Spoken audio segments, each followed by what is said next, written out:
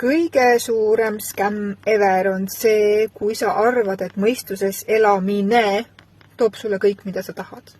Ei! Mina läksin selle lõksu vist kogu oma elu. Tegin kõike läbi mõistuse, punnitasin läbi mõistuse.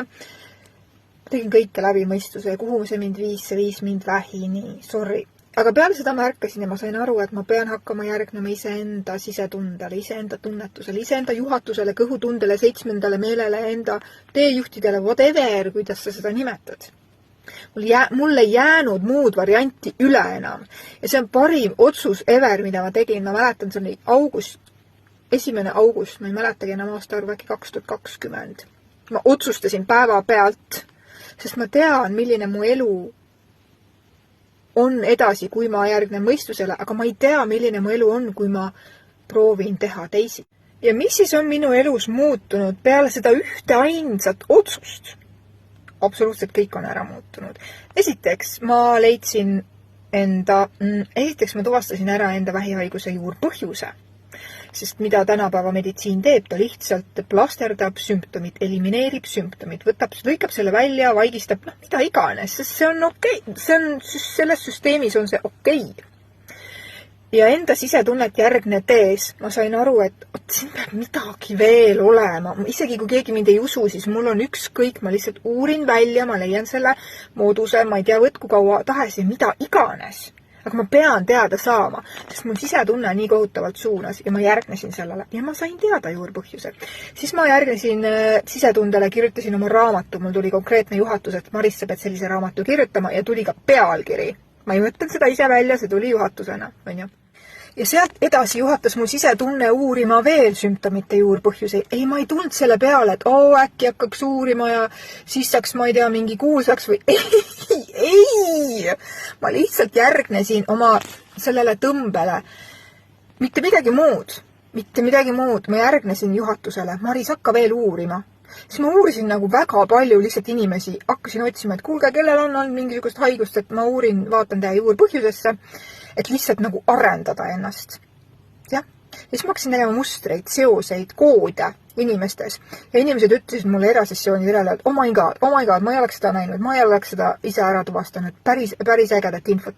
Ja siis mul tuli juhatus, et Maris, sa pead jätkama seda, sa pead seda teed jätkama, sul ei ole muud varianti. Ja siis ma hakkasin seda nagu tõsisemalt võtma. Ma sain aru, et siin on midagi veel.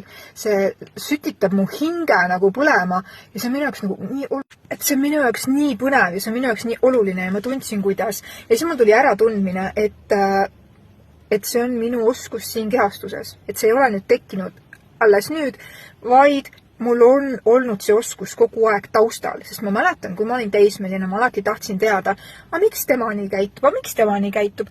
Mul oli kogu aeg soov aru saada sügavamal tasandil. Aga mul ei olnud ühtegi õpetajat, ma ei saanud aru. Ja siis ma panin selle osa endas lukku ja see aktiveerus.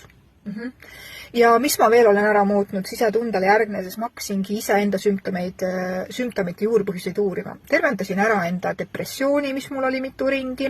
Mul olid põskkopupõletikud, mida ainult antibiootikumid ravisid ja lõpuks need ka ei ravinud, sellepärast et lihtsalt see ei mõjunud. Kogu aeg oli kurkhaige. Mul ei ole neid sümptomeid sellest ajast saadik olnud ja ainult juurpõhjuse tuvastades. Mitte midagi muud. Ja kui ma ei oleks kuulanud oma sisetunnet seal viimasel päeval seal haiglavoodis, kus ma sain aru, et ma vist jäin ellu vähi tagajärjel, vähiravil ja üldse mida iganes, mis iganes on, et ma sain aru, et ma jäin ellu. Ja teate see kuum jutt ja suri, mis mul kehast läbi voolas ja ütleski, et Maris, hakka uurima, hakka sisetundele järgnema. Ja kui ma ei oleks tollel hetkel järgnenud ja ma oleks ignoreerinud, kuulanud kõiki teisi.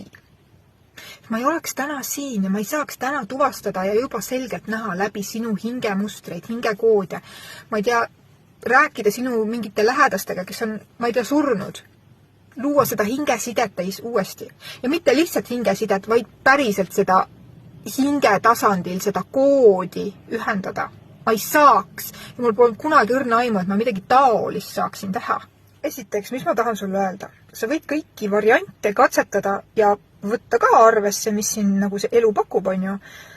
Aga ära unusta seda, et sinu kõrgem juhatus, ma nimetan siis seda praegu kõrgemaks juhatuseks, tee juhid, sinu sisetunne, 7. meel, on sinu alati kõige lühem tee loomaks imelist elu sulle, kus sa oled terve ja õnnelik. Kõige lühem tee. Ja mitte keegi ei tea seda teed, kui sinu enda sisemine kompass, sinu iseenda sisemine navigatsioon. Ja kui sa selle osa endas maha suretad, siis sa oled ennast maha suretanud. Sul on vaja see osa üles leida iseendas uuesti, sest ma näen nii palju inimesi praegu, kes on padumõistuses elavad. Ja kui ma küsin, kas sa päriselt oled õnnelik? No, ei tule sealt väga vastust.